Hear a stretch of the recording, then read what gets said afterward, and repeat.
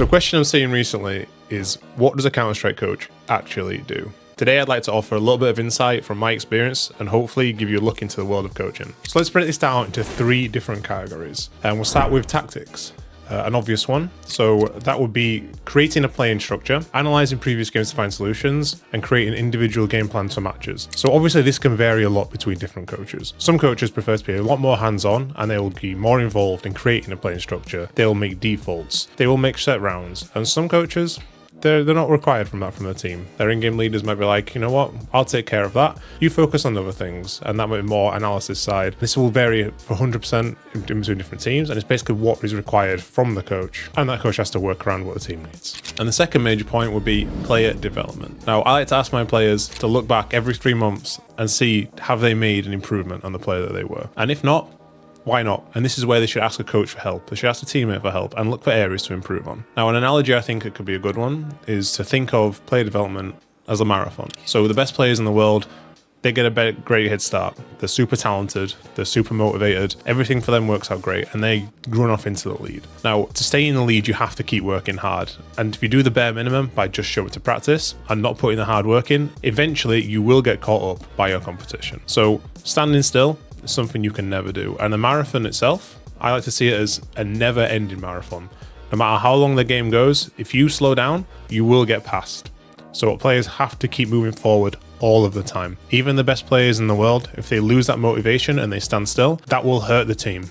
And the team always has to be moving forward, and that is responsibility of the coach to make sure that they always are taking a forward step. And the third most basic responsibility for a coach is the team atmosphere. Even for coaches who do not select the lineup compositions, every coach has a duty to create a positive team environment where every player feels valued and knows exactly what their team needs. There needs to be trust to be successful. And whilst there can be arguments and disagreements, the target of progressing has to be the main focus. And this is for the coach to always be reminded. A good example of how a coach or an organization can affect a player mentally is from a recent interview given by Art following his removal from Furia. He talked about being restricted to different food groups, not being allowed to have alcohol, being unable to see his girlfriend. Now, for some teams, they see this as a way to gain focus for a team. Some other teams also feel like more practice produces better results. I like to think of it as value the players as much as possible as human beings. Get these players in the best possible mindset they can be in. And that means seeing family and friends, valuing their free time, making them feel like if they have a problem,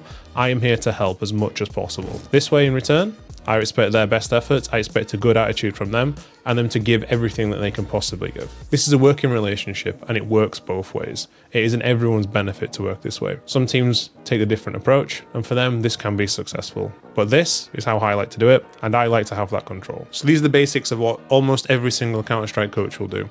But as well as that, I had to take on extra responsibilities. And in Gamerlegion, I have the opportunity to do that. So I had to also be involved with our academy team, selecting the players, giving feedback, offering solutions, what things they can do, and giving my experience to really help them grow. I like to also be heavily involved in the scheduling because I feel like I have a good background as a previous player, and try to avoid burnout is something I think I do pretty well. At the end of the day, we value high quality, high focus practice. And if I can create a situation where the players feel like they have their free time, but it's managed to create an environment where we can play at a highest level all the time, this means that we can make bigger leaps forward. We take smaller bursts of higher quality practice to make sure that we can progress as fast as possible. Delegating this to someone else is something that lots of teams like to do. For me, I like to take that responsibility, and that way I can keep things more organized. And speaking of which, delegating. Now, this is a huge part of any leadership quality in any job, and it is understanding that you cannot take on every single responsibility no matter how much control you would like to have in a project. So this could be done in any different ways, but the way I like to see it is I have valuable time. Being involved in everything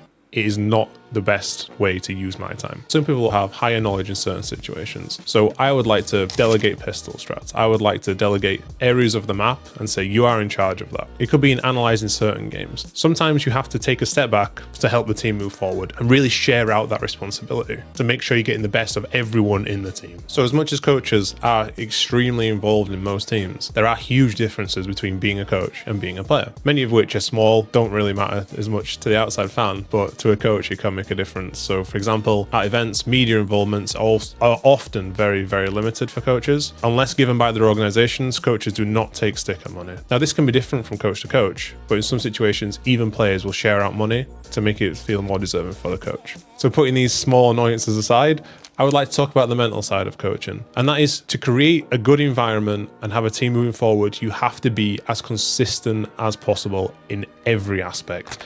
The team has to be moving forward all of the time.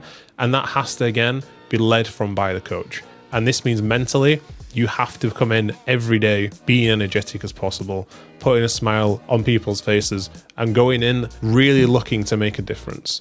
And some days, obviously, you don't have the best days. Things can happen outside of practice. Results can be poor. Or you can go to an event, you can not feel well. So putting on this persona sometimes, it can be extremely stressful. And when you have to have an attitude consistently that you are always giving your all and you are always unaffected, this even increases the stress. And when it comes to games, most of the time in these games, we cannot see everything that is going on. We have no in-game sound. All we can hear are what the players are saying, and all we can see is in our line of view. So this means most of the time in our tactical pauses, whilst there can be tactical insight, it is usually reminding players of things we have talked about leading up to these events. And that is where most of the coaches' jobs will come in. It's not the event itself, it's leading up to the event. It's creating that team atmosphere, it's developing the players. It's going through games, finding mistakes, finding improvements, finding solutions, pushing the team forward, and then when the game is so stressful, having that life experience that older coaches tend to have and being able to step in and acting as though it almost doesn't matter. Trying to put a smile on people's faces, try to relieve the stress and make sure that you can focus on doing what you have talked about all the time in practice. Which means, again, for a coach, this can be very stressful. It feels sometimes like you have a mask on, and when you're playing these big events, you are hiding emotions all the time. So the stress, as much as we try to hide it, can be there way more for a coach sometimes, even though sometimes we escape the criticism. So having said all this, what is it even to enjoy about coaching? Well, I love to think that a team must always be improving. The players must always be improving, and a coach must always be improving. One of the main reasons I went into coaching in the first place was that I saw as a player, I was no longer improving, and I had such a passion to continue working in this game. And so for me, there was only one option, and that's to go into coaching. And so far I have loved it. There's been highs and there's been lows, and one day I would love to win trophies with a team that I have helped create, develop and shape. It is rewarding to see something that you've worked so hard towards succeed. And whilst there is a never-ending continuous path of problems to solve, the highs outweigh the lows. And improvement is a constant motivation. I'd just like to say a big thank you for the big following on the first video. It was great getting so many messages, and hopefully now we keep this going and make this a more regular thing. Please consider subscribing, and we'll see you next time.